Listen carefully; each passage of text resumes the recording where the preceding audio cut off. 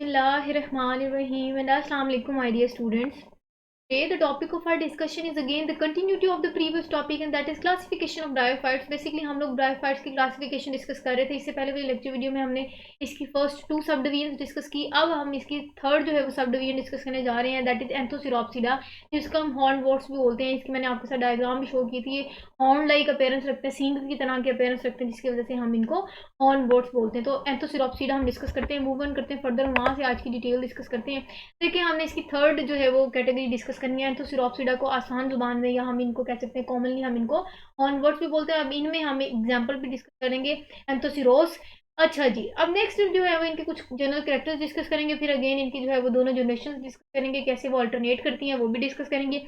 कहते हैं कि अगर हम ब्रायोफाइट्स के इस ग्रुप की बात करें तो ये स्लाइटली एडवांस्ड होता है पहले वाले ग्रुप से. मतलब इससे पहले जो हमने मॉसिस वाला ग्रुप डिस्कस किया था, हेपेटिकॉप्सिडा वाला ग्रुप डिस्कस किया था, ये क्योंकि थर्ड सब कैटेगरी है तो यही मैंने कहा था कि जैसे जैसे हम क्लासिफिकेशन ऑफ ब्रायोफाइट्स पे डिस्कस करेंगे उसमें जो है वो फर्स्ट कैटेगरी से जैसे जैसे हम आगे प्रोसीड करेंगे तो कम्प्लेक्सिटी आ जाएगी, काफ़ी सारे कम्प्लेक्स स्ट्रक्चर्स जो हैं वो देखे जाएंगे. तो यही वजह है कि ये जो है वो स्लाइटली एडवांस्ड है पुरानी जो दो सब कैटेगरी से. क्लियर है.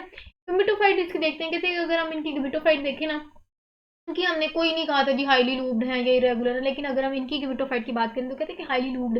लूब्ड कहते हैं इरेगुलर पैटर्न. मैं कोशिश करती हूँ ड्रॉ करने इस तरह के लूब्ड स्ट्रक्चर होते हैं तो कहते हैं हाईली लूब्ड स्ट्रक्चर है. काफी सारे ये नोके नजर आ रहे हैं, काफी सारे किनारे.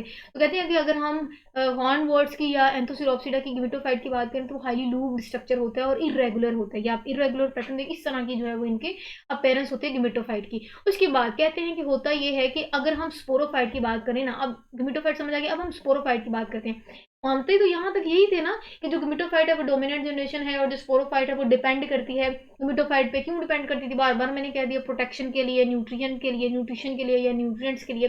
लेकिन यहाँ जो हम बात करेंगे ना एंथोसिरोप्सिडा की क्लास में, तो कहते हैं कि यहाँ जो स्पीशीज होती है ना, इनमें जो स्पोरोफाइट होते हैं ना, ये किसी टाइम पीरियड के लिए तक, मतलब ये स्पेसिफिकली आप नहीं कह सकते कि सारी जिंदगी ये गिमिटोफाइट पे डिपेंड करते हैं. कहते हैं कि इनकी जो लिटिल अर्ली स्टेज होती है ना, उस पर ये डेवलपमेंट के लिए डिपेंड करते हैं गिमिटोफाइट पे फॉर द नरिशमेंट और प्रोटेक्शन के लिए. ठीक है. लेकिन with the passage of time जैसे जैसे इनमें एडवांसमेंट आई, हम इनमें कुछ ऐसे स्पेसिफिक स्ट्रक्चर भी देखेंगे जो हमने अब तक नहीं देखे. जैसे हम देखेंगे इनमें स्टोमेटा की एडवांसमेंट में डेवलप हो जाता है स्ट्रक्चर.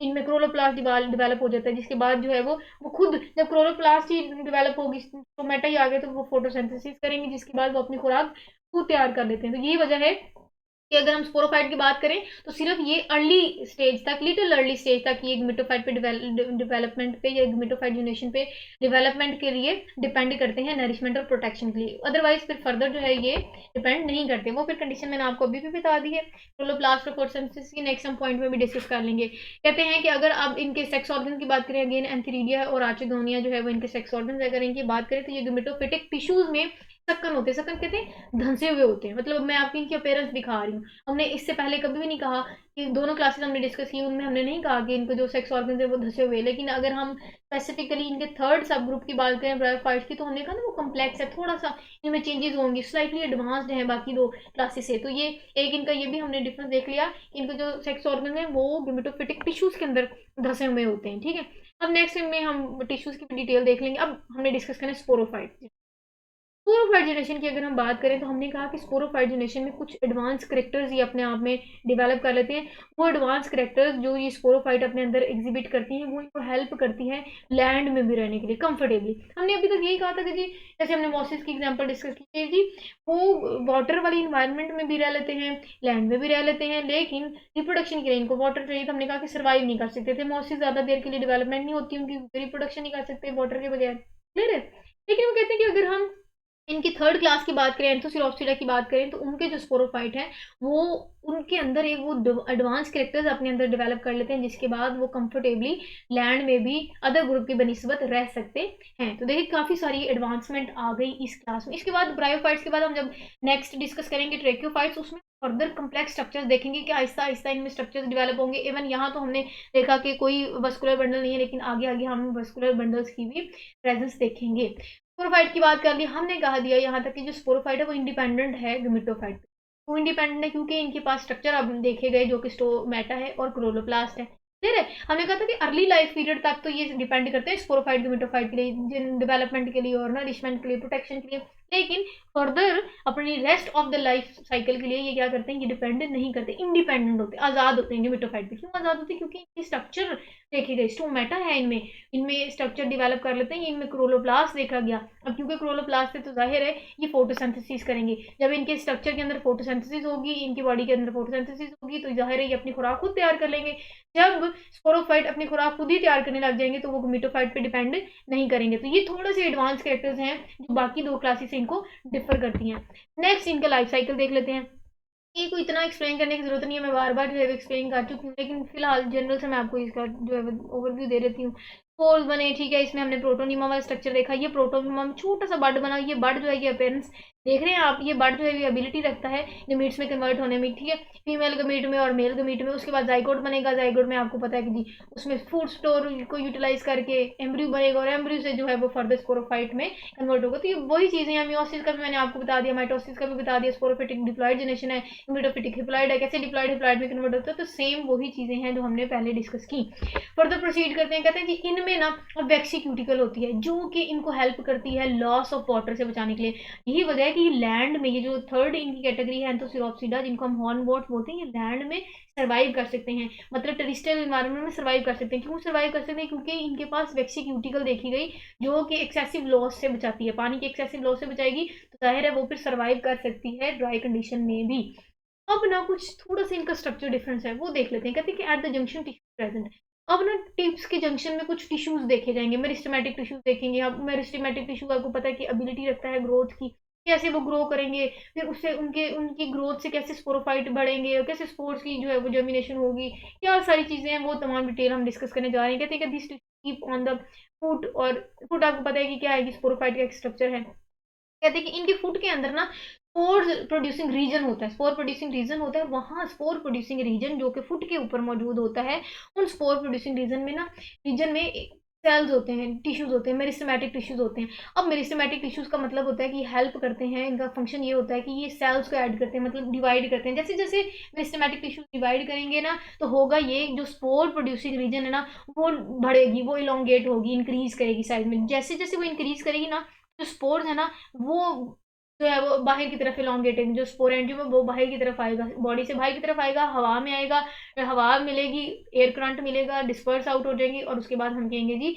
यहाँ से नेक्स्ट जो है वो प्रोसेस स्टार्ट हो जाएगा। ये चीज़ें यहाँ रीड आउट कर लेते हैं। कहते हैं कि फुट में एक स्पेशल स्पोर प्रोड्यूसिंग रीजन होता है, उसमें फिर बैंड ऑफ मेरिस्टेमेटिक टिश्यूज होते हैं। आपको पता है कि मेरिस्टेमेटिक टिश्यू, ये मेरिस्टेमेटिक होना चाहिए था, मेरिस्टेमेटिक टिश्यूज हैं, वहाँ जो है वो फिर कोल प्रोड्यूसिंग रीजन इंक्रीज करता है, जिसके बाद ड्यूरिंग फॉर्मेशन और मेचुरेशन होता ही है कि डिस्पर्स, मेचुरेशन होने के बाद स्पोरेंजियम से स्पोर्स जो है वो डिस्पर्स आउट हो जाएंगे, क्लियर, ऑपोजिट एंड की तरफ। चलें जी, नेक्स्ट हम इसकी आज की लेक्चर की लास्ट स्लाइड डिस्कस करते हैं, उसके बाद हमारा टॉपिक खत्म हो जाएगा। वो ये कि due to the fast growth rate of this meristematic, तो आपको पता है कि जो मेरिस्टेमेटिक टिश्यू है इनका काम ये होता है कि इन्होंने जल्दी से जल्दी डेवलप करनी होती है, ग्रोथ शो करनी होती है। तो जैसे ये फास्टली ग्रो करेंगे, जो स्पोरोफाइट है ना, ये अपने साइज में इंक्रीज करेंगे, मैंने आपको पीछे भी बता दिया। जैसे जैसे ये साइज में इंक्रीज करेंगे, स्पोरेंजियम बॉडी की से बाहर की तरफ मूव करेगा, बाहर ऑपोजिट डायरेक्शन की तरफ जो ग्रोथ शो करेगा। उसके बाद ये होगा कि जैसे एयर प्रेशर आएगा, स्पोरेंजियम से स्पोर्स ब्रश करेंगे और हवा में प्रोसीड करेंगे, उसके बाद नया प्रोसेस स्टार्ट हो जाएगा। कहते हैं कि ये इनडेफिनेट पीरियड के मुसलसल, मतलब मुसलसल टाइम पीरियड के लिए वो जो स्पोरोफाइट है वो ग्रो करता जाएगा, साइज में ग्रो करता जाएगा। क्यों? क्योंकि उस स्पोरोफाइट के नीचे जो फूड स्ट्रक्चर है ना, उसमें हमने कहा कि इस फूड स्ट्रक्चर में स्पोर प्रोड्यूसिंग रीजन होती है, और मेरिस्टेमेटिक टिश्यू, जैसे जैसे मेरिस्टेमेटिक टिश्यूज ऊपर की तरफ मूव करेंगे, ठीक है, स्पोरेंजियम भी जो है वो ऊपर की तरफ मूव करेगा, और फिर मैंने आपको सारा प्रोसीजर बता दिया। अब ना यहाँ इनकी इंपॉर्टेंस देख लेते हैं। हमने इंपॉर्टेंस देखनी है वो ये कि अब क्योंकि इनके करेक्टर्स हमने डिस्कस किए, कहते हैं कि इनमें इतने एडवांस करेक्टर्स हैं ना जो कि इनको हेल्प करते हैं स्पोरोफाइट के, कि ना गेमेटोफाइट की अगर डेथ भी हो जाती है ना, तो स्पोरोफाइट जो है वो आप कह सकते हैं सर्वाइव कर सकते हैं। क्यों? क्योंकि हमने पीछे देखा कि फोटोसिंथेसिस ही खुद कर रहे हैं, ठीक है, ये डिपेंड ही नहीं कर रहे गेमेटोफाइट पे, ठीक है। अब स्पोरोफाइट में भी यही हमने देखा कि जी स्पोर्स बनेंगे, ब्रस्ट करेंगे, बाहर जाएंगे, वहां से नया जो है वो साइकिल स्टार्ट हो जाएगा। कहते हैं कि सर्वाइवल रेट ये है कि इन, अगर हम इसकी क्लासिफिकेशन की थर्ड क्लास की बात करें तो सिरोप्सिडा की, तो ये सर्वाइवल रेट भी इनका बाकी दो क्लासेस से ज़्यादा हो रहा है, क्योंकि ये डिपेंड ही नहीं कर रहा है ज़्यादा देर के लिए गेमेटोफाइट पे, जिसकी वजह से गेमेटोफाइट की डेथ भी हो जाए तो स्पोरोफाइट जो है वो सर्वाइव कर सकता है। एग्जाम्पल हमने कहा एंथोसिरोस इसकी एग्जाम्पल है, इस क्लासिफिकेशन की या इस थर्ड क्लास की। एंथोसिरोप इसकी जो है वो सिरोस इनकी एग्जाम्पल है, जो कि पाकिस्तान के हिली एरियाज में देखी गई। अब यहाँ एक साइड ब्लॉक जो है वो देख लें। क्लेप्ट्रा क्या है? क्लेप्ट्रा जो है वो एक कैप लाइक स्ट्रक्चर होता है जो कि कैप्सूल के बाहर होता है। ये मैंने आपके साथ डायग्राम दोबारा शो कर दी ताकि आपको समझ आ जाए। ये हमने कैप्सूल कहा जिसको हमने कहा था स्पोरेंजियम है। ये बेसिकली हमने कहा ये उसका स्ट्रक्चर है, स्पोरोफाइट का स्ट्रक्चर है। स्पोरोफाइट के स्ट्रक्चर में मैंने कहा था फुट है, सीटा है और कैप्सूल आता है। कैप्सूल का हम स्पोरेंजियम में बोलते हैं जिसमें स्पोर मदर सेल की हेल्प से स्पोर्स बनेंगे। ठीक है, अब कहते हैं कि वो जो कैप्सूल है उसको कवर किया होता है एक कवरिंग ने, उस कैप लाइक स्ट्रक्चर को हमने क्लेप्टरा बोल दिया। मैंने आपके साथ डायग्राम भी शो कर दी, कॉन्सेप्ट भी देख लिया, ये भी आपको समझ आ गई। ओवरऑल मैं 1 मिनट का आपके साथ जो है ओवरव्यू शेयर कर दूं ताकि आपको थोड़ा बहुत अगर कंफ्यूजन रहेगी तो वो क्लियर हो जाए। अगेन हम इसकी थर्ड क्लास डिस्कस करें, सेकेंड ही थर्ड क्लास डिस्कस करें जिसका नाम है एंथोसिरोप्सिडा हॉर्नबोर्ड्स भी बोलते हैं। हमने इनके कहा कि ये जो बाकी 2 क्लासेज है ना उनसे ये थोड़ी ज़्यादा एडवांस होती हैं क्योंकि इनमें ये स्पेसिफिक हमने स्ट्रक्चर्स देखे जो कि पहले नहीं मौजूद होते। कुछ ऐसे स्पेसिफिक कैरेक्टर्स ये डेवलप करते हैं अपनी बॉडी में जो पहली वाली क्लासेस नहीं डेवलप करती। ग्मेटोफाइट की बात की, हमने कहा कि वो highly lobe like structure, irregular structure होता है। हमने कहा कि जो स्पोरोफाइट है वो somehow little early age के लिए तो डिपेंड करती है ग्मेटोफाइट पे, लेकिन फर्दर जो है वो अपने अंदर स्पेशल स्ट्रक्चर्स जो है वो प्रोड्यूस कर लेते हैं। जैसे जो है वो स्ट्रोमेटा हो गया, क्लोरोप्लास्ट हो गया, जिसके बाद फोटोसिंथेसिस होती है और वो अपनी फूड के लिए डिपेंड नहीं करते फिर ग्मेटोफाइट पे। फिर हमने कहा कि इनमें जो दोनों सेक्स ऑर्गन है वो धंसे हुए होते हैं ग्मेटोफिटिक टिश्यूज में। एक ये थोड़ा सा चेंज कैरेक्टर हमने देखा बाकी 2 से। उसके बाद स्पोरोफाइट हमने कहा कि वो उनमें ऐसे एडवांस कैरेक्टर्स हैं जो कि ना सिर्फ इनको वेट बल्कि ड्राई इन्वायरमेंट में भी सर्वाइव करने में हेल्प करते हैं। क्यों? क्योंकि हमने कहा था जी इनमें वैक्सी क्यूटिकल डेवलप कर लेते हैं जिससे एक्सेसिव लॉस नहीं होता। हमने कहा कि जी फुट रीजन में, यहाँ मैं दिखा भी देती हूँ, इस फुट रीजन में कुछ मेरिस्टेमेटिक टिश्यूज है। जैसे जैसे जैसे जैसे मेरिस्टेमेटिक टिश्यू ग्रो करेंगे तो बेटा ये जो स्पोरेंजियम है ना, जो कैप्सूल है, ये बाहर की तरफ मूव करेगा, बॉडी से बाहर आएगा। जैसे वो बाहर आएगा एयर कॉन्टैक्ट होगा उनके साथ, ब्रस्ट करेगा और स्पोर्स बाहर। तो ये जो है ना ये आप इस डायग्राम से भी समझ जाएंगे। उसके बाद मैंने यही बात की कि जो मेरिस्टेमेटिक टिश्यू उनका काम है ग्रोथ शो करेगी। जैसे वो ग्रोथ शो करेगी स्पोरोफाइट जो है वो लेंथ में इंक्रीज करेंगे और ये मुसलसल टाइम पीरियड के होता है जिसके बाद जो है वो नेक्स्ट प्रोसेस होता है जो मैंने आपको बता दी। सर्वाइवल रेट हमने कहा स्पोरोफाइट का ज़्यादा होता है अदर क्लासेस से क्योंकि ये डिपेंड नहीं करती ग्मेटोफाइट। इवन ग्मेटोफाइट की डेथ भी हो जाए तब भी जो है वो इनकी थर्ड क्लास जो है एंथोसिरोप्सिडा वो सर्वाइव कर लेती है। नेक्स्ट हमने इनकी एक मेंबर एग्जाम्पल डिस्कस की जो था एंथोसिरोस। हमने कहा कि ये पाकिस्तान की जो हिली एरिया, पहाड़ी एरिया में वहाँ ये देखे जाते हैं। This is it. नेक्स्ट जो है इंशाल्लाह हम नेक्स्ट टॉपिक डिस्कस करेंगे। सो स्टे कनेक्टेड एंड अल्लाह हाफिज़।